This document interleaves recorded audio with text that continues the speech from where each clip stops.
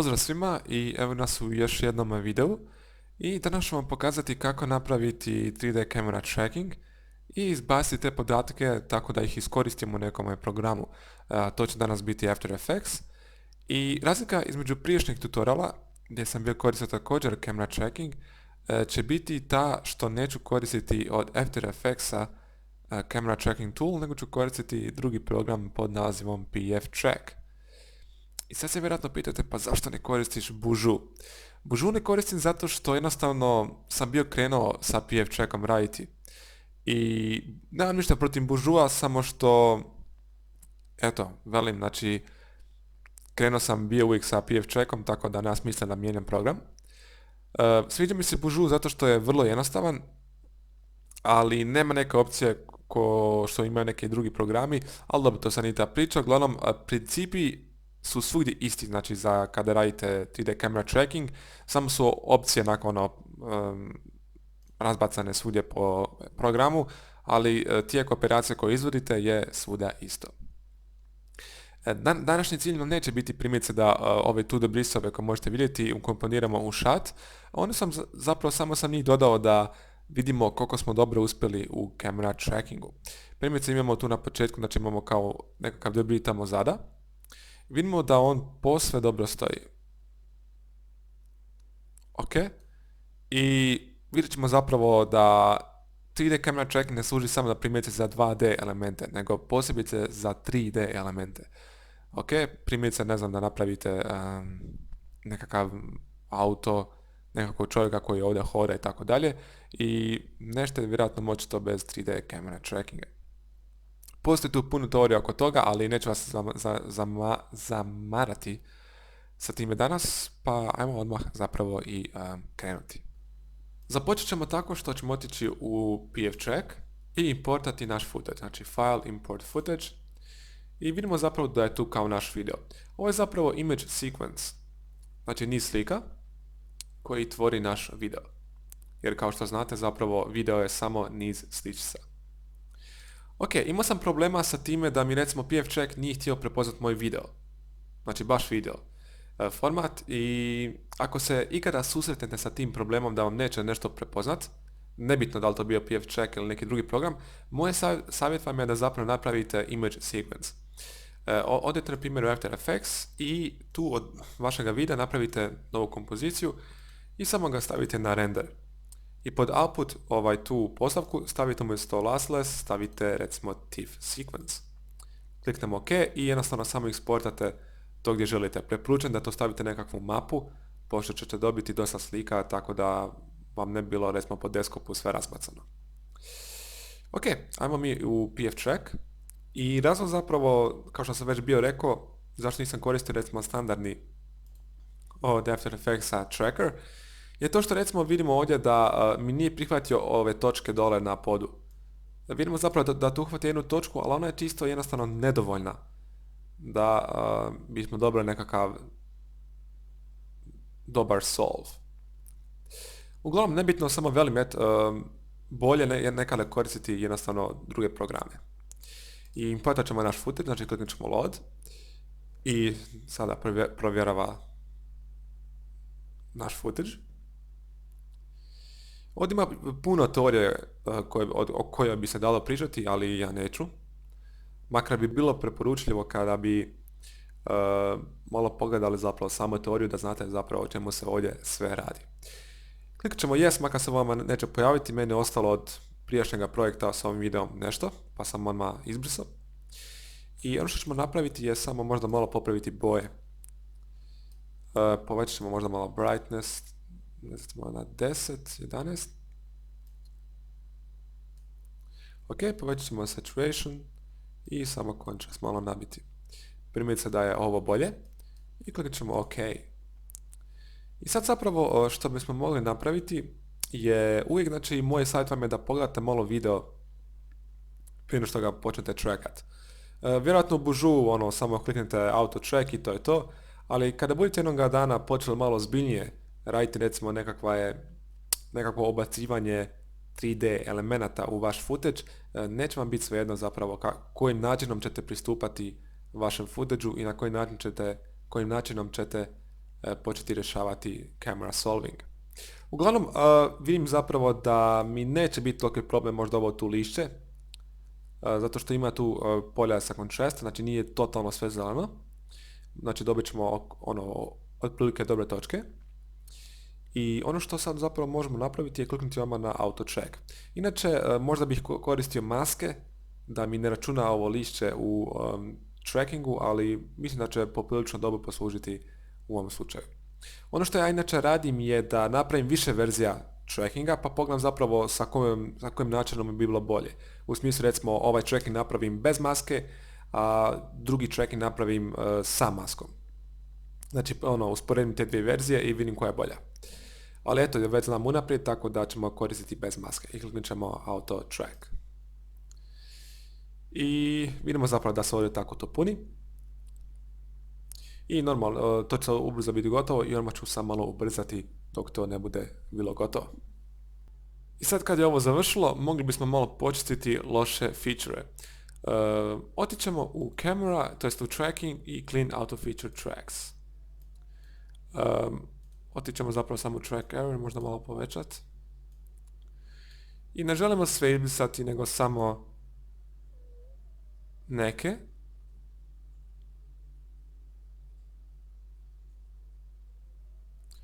Primiti se otprilike negdje ovako i kliknut ćemo close. I sad ćemo sad napraviti nekakav mali audience scene. Ne znam kako to u Bužu radite, mislim da u Bužu se koristi ona kao koska koju namještate recimo negdje na pod. Mi ćemo u slučaju koristiti axis lines i zapravo ćemo samo namjestiti primjerice recimo za x os. Sad, što bismo mogli koristiti za x os? Uzet ćemo recimo od ove tu kapije, to je od ovih tu vrata. Znači od ovdje do tu. I malo ćemo sam bolje to namjestiti. Inače držim shift i onda kliknem na taj rub i onda odaberem gdje da stavim. I mogli bismo još recimo staviti ovu tu liniju ovdje, makar ne izgleda baš nešto previše dobra, ali bolje išta nego ništa. Ok. Jednostavno takav nam je video shot da baš ima nekakvih previše linija koje bismo mogli iskoristiti za x linije. Z bi trebalo biti znači ovako.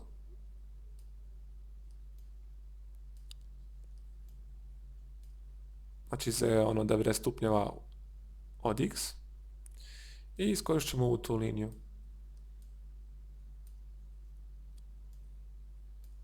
Ovako. I navući ćemo još dvije linije za y. Iskoristit ćemo ova tu dva, ajmo reći, mini stupa, to je nekakve cijevi.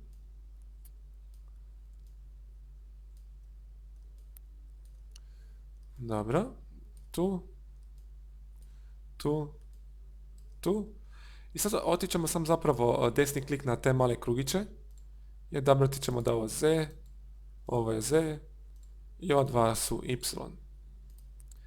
Ok, i sad možemo vratiti auto feature natrag i ono što sad ja inače radim je zapravo jednostavno odem na camera, saw motion i ovdje samo odabrem high accuracy i kliknemo na start. I ovo ne traje dugo. Iako vidite ovakve fine linije zelene, onda znači da otprilike bi treba biti dobar solve.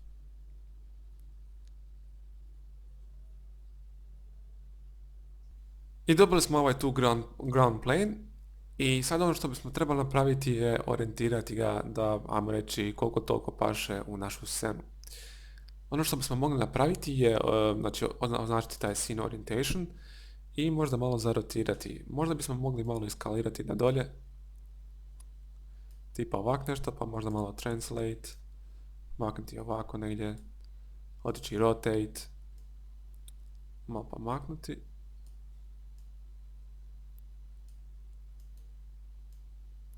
Znači pokušavamo nekako dobiti perspektivu da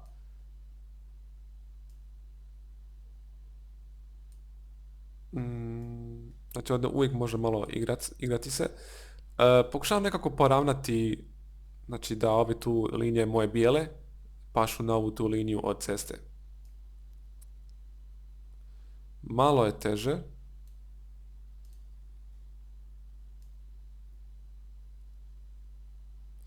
Ali pokušat ćemo najbolje što možemo. Ima tu jedna ikonica gore i pomoću nje zapravo možemo vidjeti to sve u point cloudu. Ono što možemo napraviti je da ćemo vidjeti to zapravo sada u ovom načinu. Odabrat ćemo orientation, znači pomoću tog gumba možete zapravo navigirati se u prostoru. I ono što smo zapravo sad dobili je,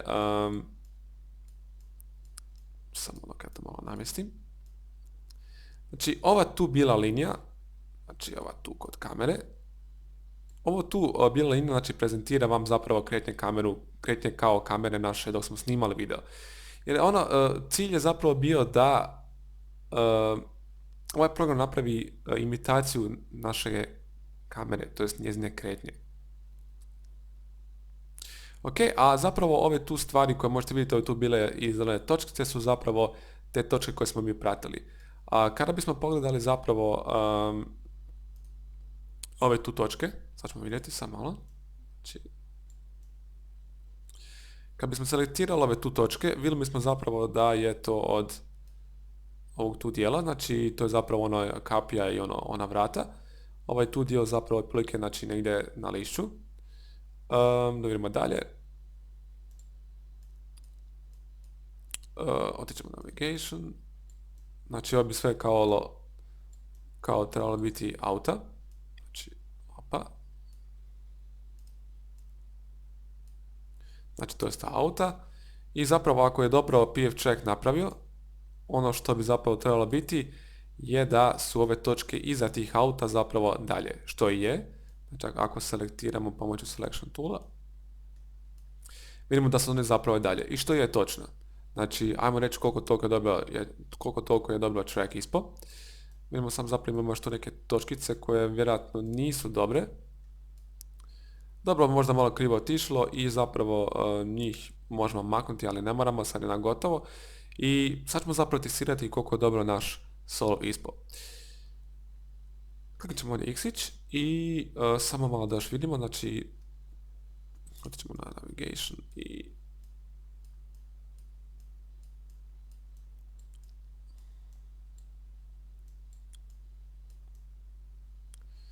da vidimo zapravo.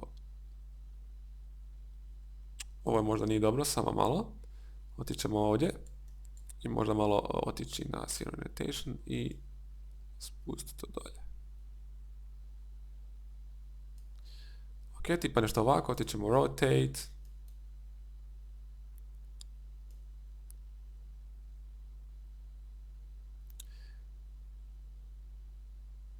Tipa nešto ovako.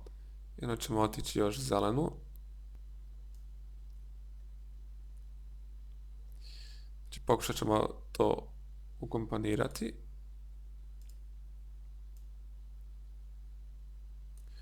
Možda još malo rotate.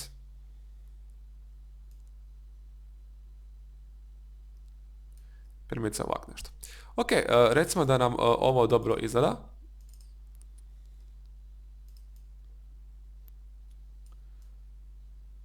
Što je mislim da je. Ok, recimo da smo zadovoljni. Znači ćemo se na ovaj tu pogled i ovoga ćemo closat. Ovo ćemo povećat. I ono što zapravo možemo sad napraviti je testirati malo. Maknut ćemo zapravo auto feature i otićemo maknuti ove axis linese. Maknut ćemo i ground plane, znači otićemo view i diagram plane. Evo ga ovdje. I ono što ću sad napraviti je uzeti i napraviti nekakav novi test object. Primjerice, kliknut ćemo ovdje na ovaj tu desni klik i stavit ćemo new test object. Otićemo na tile marker i kliknut ćemo create. I ako želimo možemo ga skalirati ili dirati, uglavnom primjerice ga malo pomaknuti, ne znam, recimo tu. Ok, naći ćemo još neku točku, primjerice, ne znam ovu, new test object i otićemo tile marker, create. I njega ćemo možda malo sam skalirati, tipa tako, translate, čisto malo da vidimo kako se ponaša kad je na nekoj drugoj poziciji. I otićemo primjerice,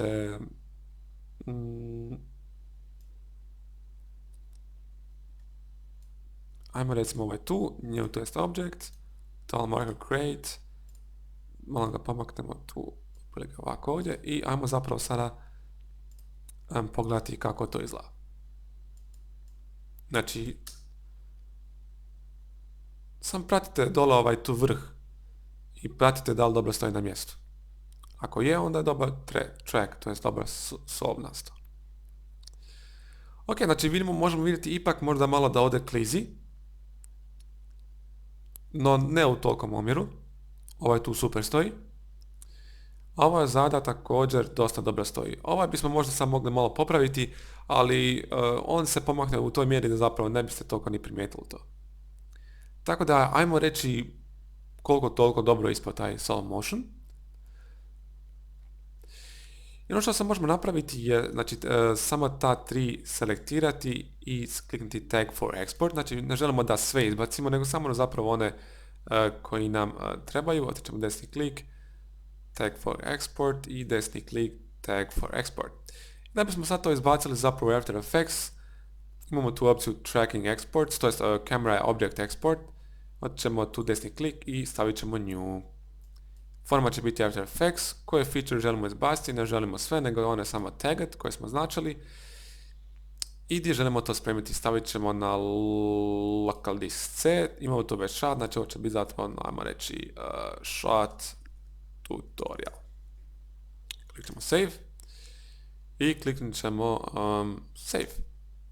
I to je to, znači sad možete zapravo otići u After Effects i vidjeti zapravo da se ubacivati neke svoje elemente. I sada možemo otići u After Effects i ubaciti taj file. Znači dva put kliknemo i ubacimo show tutorial, kliknemo open i to će zapravo ući kao nekakva nova kompozicija. Znači show tutorial, otvorimo je i možemo vidjeti je li zapravo ta naša 3.0 objekta koje smo bili tagirali. Imamo također tu našu kameru. Kad bismo ošli na custom view, vidjeli bismo zapravo tu našu kameru koja također ima kretnje. Ok. I ono što sad napravimo je zapravo samo ubacimo naš footage. Ako imate image sequence, morate samo pripaziti zapravo da vam je After Effects unio taj image sequence zapravo u dobrom frame rateu. Inače, po defaultu After Effects image sequence ubacuje po 30 slica po sekundi. Tako da pripazite zapravo da vaš video, znači ako ima recimo 24, da taj image sequence ubaci isto također sa 24. Znači da odaberete vaš image sequence, kliknite na ovu tu ikonicu i ovdje upišete frame rate koji bi zapravo trebao biti, umjesto 30. U našem slučaju 24. Ok. Sada ubacimo taj video ispod i također morate pripaziti da vam je kompozicija 24 frame rate, što je točno. To jest vaš frame rate. I ako bismo otišli na, samo da to malo povećamo, i vidimo zapravo da ovo sasvim dobro stoji. Primjerice sad možemo baciti ove tu dirt charge-ove, čisto malo da se malo zezamo. Evo otići ćemo zapravo ćemo njega ubaciti unutra. I otvorit ćemo ga. Otići ćemo uzeti mask tool i malo ćemo zamaskirati to. Subtract, otići ćemo feather,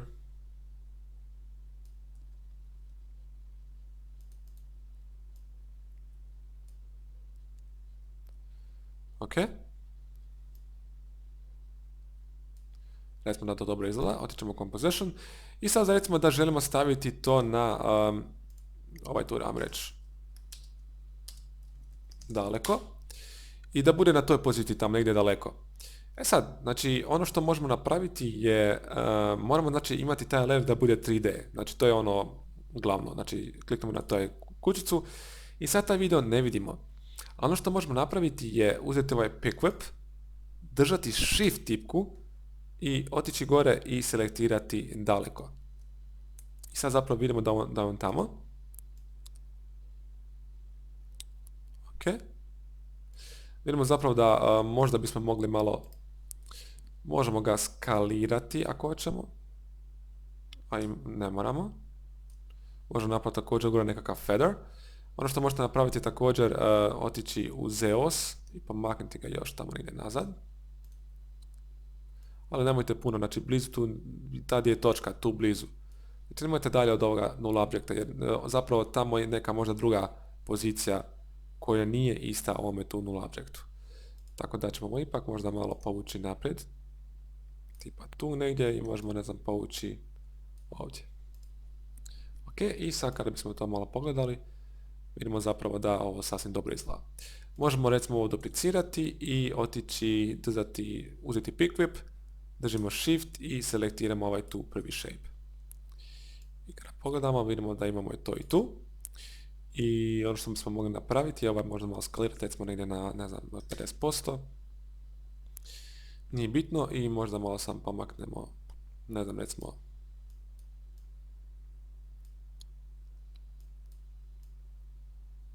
tak negdje tu. I to je prilike to, znači bitno je samo da se kao dobro drži, stavit ćemo ovdje recimo end i to je to. Znači to je uglavnom princip, ljudi moji, znači to je bio moj 3D camera tracking, normalno moglo je to puno bolje, ali praktički to je to, znači tako možete recimo ubacivati vaše 3D elemente i vidimo zapravo da ovo dosta, vam reći, koliko toliko dobro izgleda. Znači me sam zanima koliko bi bilo bolje da je bilo 100 scale. Pomakli bismo možda ovo nazad malo. Tak, tu negdje. Ok.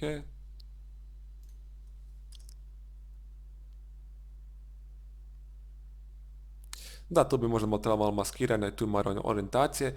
Ali uglavnom shvaćate ideju. Nadam se da vam je ljudi bio zanimljiv tutorial, da ste naučili nešto korisno. Vjerujem također da nekima možda bio i dosadan. Ali ljudi moji, ako nećete moći raditi 3D motion tracking, ako nećete to htjeti učiti, onda nemojte se ljutiti, ali iskreno ne preporučujem, znači da nemojte raditi ništa sa video efektima.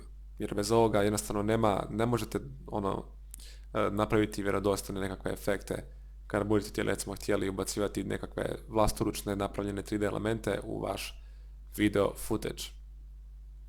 Ljudi moji, ako imate bilo kako pitanje, nešto slično, komentar, slobodno postavite, vrlo rado ću odgovoriti i do sljedećeg tutoriala lijep pozdrav!